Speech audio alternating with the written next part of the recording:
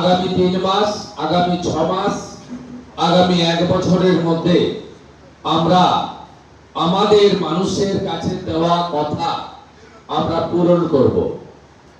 সাথে সাথে সরকারের সঙ্গে দলের সমন্বয়, এবং দল আমাদের প্রতীক দিয়েছে, দল আমাদের নির্বাচিত করেছে, অসংখ্য কর্মী তারা আমাদের জন্য পরিশ্রম করেছেন, মিথ্যা মামলা খেয়েছেন, জেলে কাটিয়েছেন, অনেক লাঞ্ছনা, অনেক বঞ্চনা, অনেক অত্যাচার সহ্য করেছেন।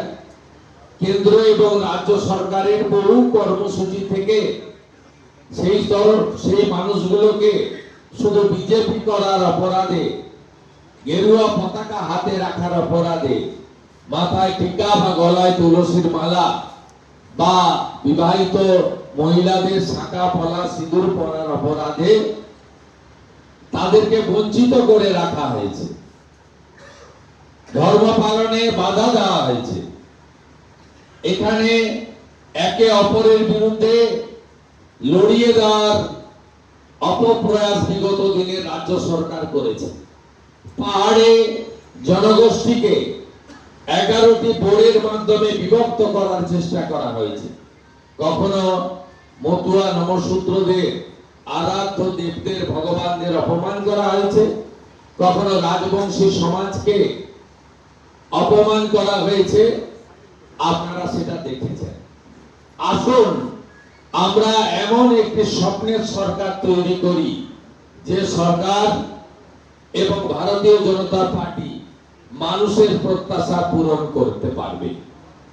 আমরা চাই শুধুমাত্র ঝান্ডার পরিবর্তন, দলের পরিবর্তন, মুখের পরিবর্তন, ব্যক্তির পরিবর্তন নয়, আমরা চাই ব্যবস্থার পরিবর্তন হোক। ইতিমধ্যে আপনারা দেখেছেন এই 2 সপ্তাহে অনেক ব্যবস্থার পরিবর্তন হয়েছে। যে ব্যবস্থার পরিবর্তনে কাটমানি থাকবে না, সিন্ডিকেট রাজ থাকবে না, মাফিয়াগিরি থাকবে না, এবং রাষ্ট্র বিরোধী কোন কর্মকাণ্ড হবে না আমাদের এই ভূমি থেকে। এটাই হোক আমাদের আগামী দিনের স্বপ্ন। যে কাজ আমরা শুরু করেছি, স্বামী বিবেকানন্দের মহান মন্ত্র চরৈবতী চরৈবতী বলে আমরা যাতে লক্ষ্যে পৌঁছাতে পারি, সেটা আমরা করব।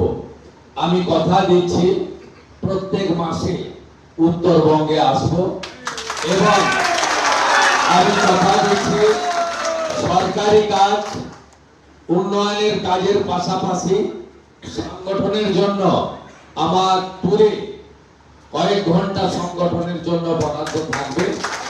বাপু গোস্বামী মহোদয় রাজ্যের জিএস এবং উত্তরবঙ্গের ইনচার্জ, তিনি সংগঠনের কোন জেলায় কোথায় সংগঠনের কাছ থেকে পরামর্শ নিতে হবে, কথা বলতে হবে, সে ব্যবস্থা তিনি করবেন। প্রতি সপ্তাহে উত্তরবঙ্গ উন্নয়ন মন্ত্রী দলীয় কার্যালয়ে সময় দেবেন, আর উত্তরবঙ্গে উত্তর কন্যাতে অন্তত 2-3 ঘন্টা জনগণের সঙ্গে মিলিত হয়ে জনগণের কথা শুনবেন।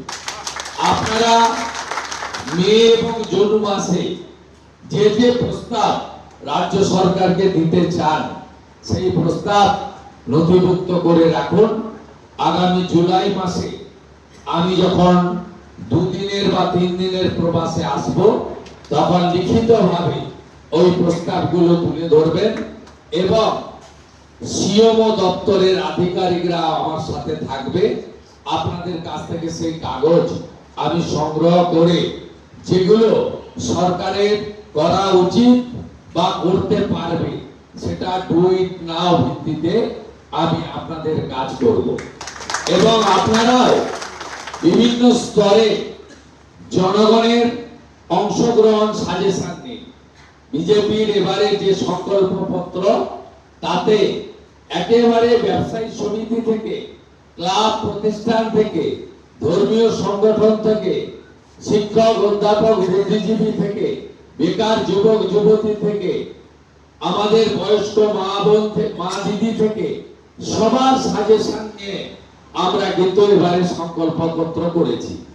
এবং আমাদের যে জাতিগত বৈচিত্র্য রয়েছে, পরম্পরা রয়েছে, পাহাড়ের গোর্খা, চা বাগানের আদিবাসী, অথবা রাজবংশী, অথবা নামশূদ্র, অথবা বাংলায় থাকা হিন্দি ভাষী বাঙালি, অথবা বাঙালি, আর ধর্ম রক্ষা করার জন্য, প্রাণ বাঁচানোর জন্য যে হিন্দুরা বাংলাদেশ থেকে শরণার্থী হয়ে চলে এসেছেন, সকলের অংশগ্রহণের মধ্য দিয়ে, সকলের প্রস্তাবের মধ্য দিয়ে আমরা যেভাবে সংকল্পপত্র তৈরি করেছি, আগামী দিনেও মানুষকে যুক্ত করে আমরা যাতে সরকারও পরিচালনা করতে পারি, যাতে সংবিধান বাবা সাহেব আম্বেদকর তৈরি করে গেছিলেন, সেখানে প্রথম লাইনে লেখা আছে for the people, by the people, of the people.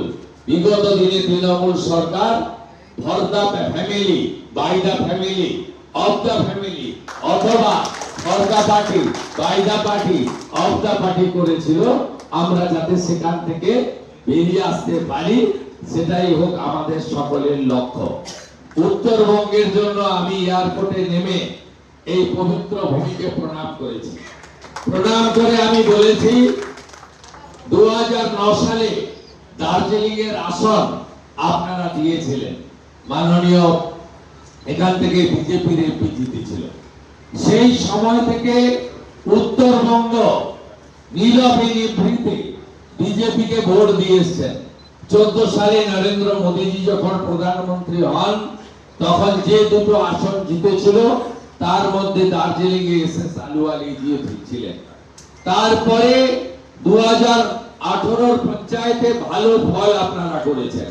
2019 Lok Sabha নির্বাচনে 9টি আসনের মধ্যে 8টি আসন ভারতীয় জনতা পার্টিকে উত্তরবঙ্গ দিয়েছিলেন।